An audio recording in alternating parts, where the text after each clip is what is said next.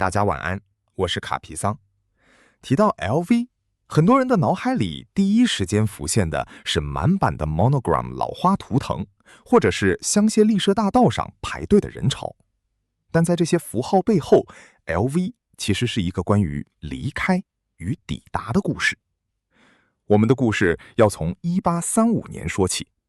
那一年，法国东部边境的一个小村庄里，一个只有14岁的少年决定离家出走，他的名字就叫路易威通。他当时家境贫寒，母亲早逝，继母对他并不好，这听起来像是一个典型的狄更斯式小说开端。但他没有选择自暴自弃，而是转身向西，目标是400公里外的巴黎。请大家试着想象一下，在19世纪初，这并不是买张高铁票就能抵达的旅程。路易当时1分钱都没有，他纯粹靠双脚步行。这场旅程走了整整2年。2年的时间，他边走边打零工，在森林里露宿，为木匠打杂换取食物。这段经历对他后来的一生产生了决定性的影响。他学会了如何分辨木材的质地，如何应对多变的天气，以及最重要的一点，他深刻体会到，在旅途中，人们最需要的究竟是什么。当他终于在1837年抵达巴黎时，他已经不是那个懵懂的乡下孩子，而是一个对木材极其熟悉的少年匠人。他进入了当时巴黎最著名的行李箱制造商 Monsieur Maréchal 的店里当学徒。在那里，他负责打包。是的，你没听错，那时最尊贵的职业之一是帮贵族打包行李。当时的交通工具是马车和轮船，贵族女性穿着层次极其复杂的蓬裙，如果不经过专业的固定与收纳，长途跋涉后衣服会毁于一旦。路易因为手艺精湛，很快就成了圈子里的名人。如果说路易的才华是火种，那么拿破仑3世的妻子欧仁妮皇后 Empress Eugenie 就是那股助燃的风。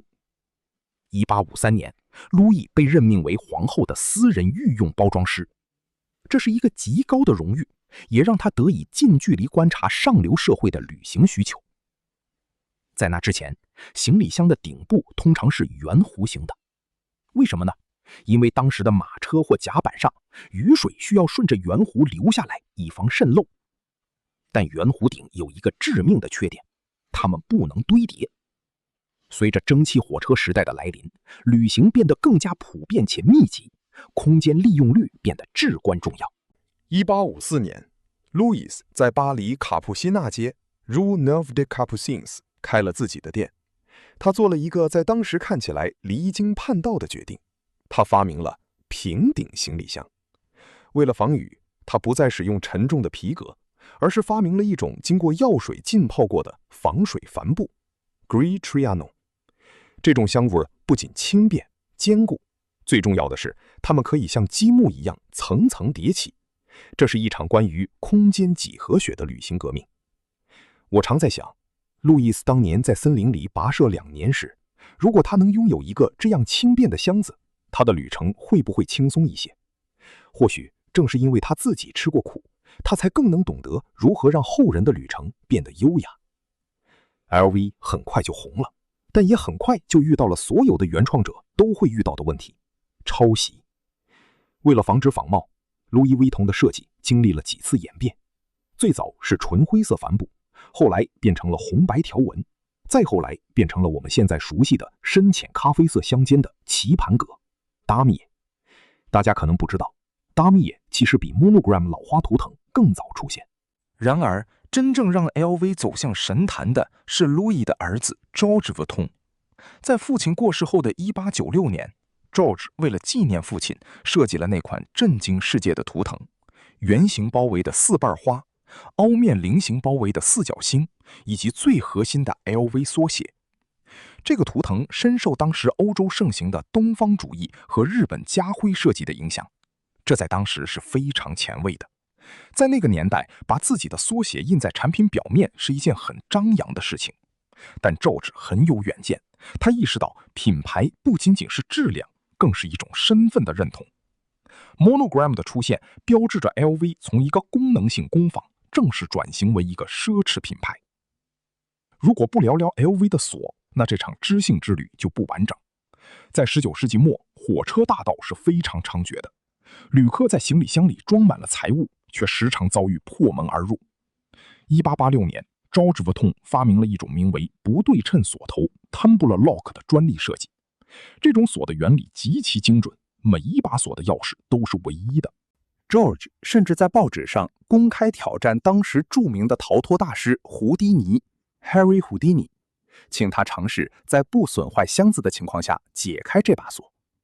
虽然胡迪尼最后没有应战，但这场公关秀大获成功，让全世界都知道 LV 的箱子是移动的金库。至今，如果你购买多个 LV 硬箱，你仍然可以要求品牌将所有的锁头配成同一把钥匙，这就是100年工艺的延续。关于 LV 的耐用度，有一个流传甚广的故事，虽然带有一点都市传说的色彩，但却从侧面反映了品牌的信誉。1912年，铁达尼号沉没，在数十年后的残骸搜索中，据说人们发现了一个被压在深海压力下的 LV 硬箱。当箱子被打开时，里面的衣物竟然还是干爽的，甚至连海水都没有渗入。虽然这个故事在历史学家的考证中仍有争议，但 LV 行李箱在火灾、沉船中幸存的案例确实屡见不鲜。这不是因为他们有什么魔法，而是因为他们对细节的偏执。每一个硬箱的边缘都用了数百颗小钉子手工敲击固定。LV 的匠人会告诉你，每一颗钉子的间距都必须完全一致。这种对稳定性的追求，在那个追求速度与产量的工业时代，显得极其格格不入，却也因此显得珍贵。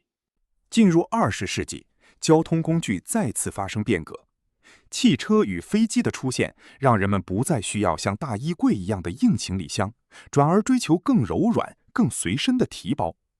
1930年代 ，LV 推出了一系列经典作品，比如为了装放香槟而设计的 Noe， 可以装5瓶香槟，4瓶正放，1瓶倒放，以稳定重心；比如为了都市快速通勤而设计的 Speedy。这些包款不再仅仅是为了长途搬迁，而是为了生活。我个人非常喜欢的一个细节是 ，LV 的帆布包款之所以耐磨，是因为它的涂层技术。很多人第一次买 LV 时会惊讶于，这居然不是皮，而是帆布。是的，那是棉质帆布经过特殊的 PVC 涂层处理。这种材质比皮革更轻，却更耐刮、防水且防火。这再次体现了 Louis Vuitton 最初的品牌哲学：时尚必须服务于实用的旅行。如果故事只停留在做箱子 ，LV 可能只会成为一家优良的100年老店。真正的转折点发生在1990年代，当 Bernard Arnault 的 LVMH 集团将其纳入麾下，并请来了 Marc Jacobs 担任艺术总监。那是 LV 的时装化元年。在此之前 ，LV 不卖衣服，只卖包。Marc Jacobs 将街头艺术、现代绘画与古老的 monogram 结合。还记得2000年代初期村上隆设计的彩虹花朵包吗？那是一次跨时代的碰撞，它告诉世人，100年品牌也可以有年轻的心脏。随后的 Nicolas Gasquier， 他将建筑感与未来感带入了品牌，以及已故的 Virgil Abloh， 他打破了奢侈品与街头潮流的界限。LV 的成长故事本质上是一部适应史，从马车到火车，从火车到飞机，从贵族沙龙到社交媒体，他始终在调整自己的呼吸频率，却始终保留着那一颗木匠的心。